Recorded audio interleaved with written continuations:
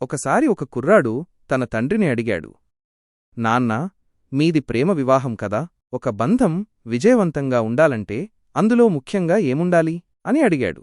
అందుకు ఆ తండ్రి వెంటనే ఇలా సమాధానమిచ్చాడు, ఏ బంధమైనా సరే, ఒక ప్రేమికుల బంధమైనా, తండ్రి కొడుకుల బంధమైనా, భార్యాభర్తల బంధమైనా ముఖ్యంగా 4 టీలు ఉండాలి.